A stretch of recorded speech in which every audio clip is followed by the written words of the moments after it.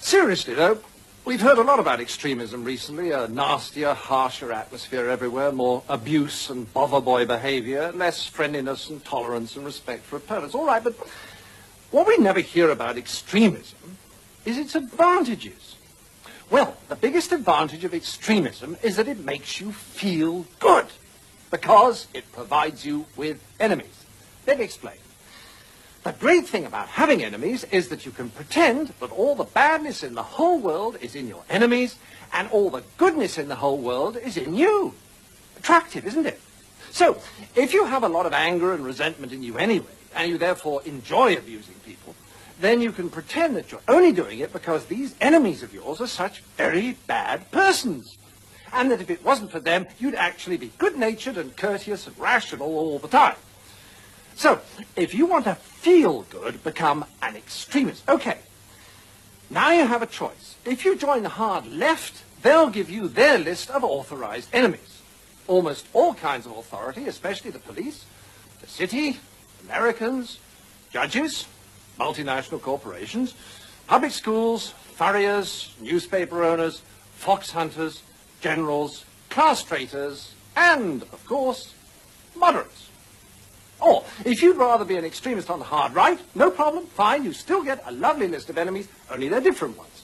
Noisy minority groups, unions, Russia, weirdos, demonstrators, welfare sponges, meddlesome clergy, peaceniks, the BBC, strikers, social workers, communists, and, of course, moderates.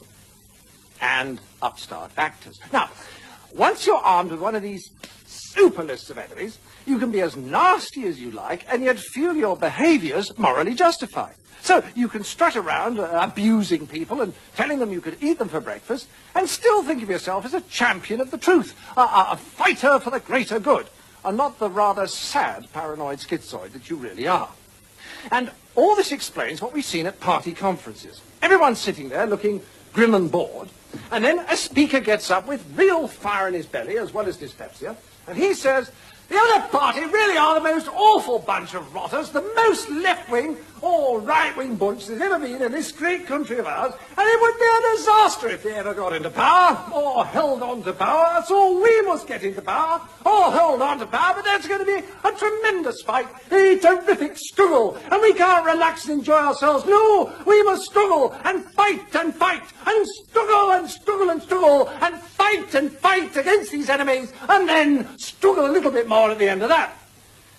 And then the speaker goes and sits down, and there's a lovely warm glow throughout the hall, as if they'd all had tea and crumpets. And everyone looks relaxed and happy and simply radiant with goodwill. Although, if the speaker had said, "We must all have lots of fun and be nice to each other and cooperate in solving problems," they'd probably have lynched him, or deselected him, or taken all his directorships away. Because attacking our enemies always makes us feel good and excited.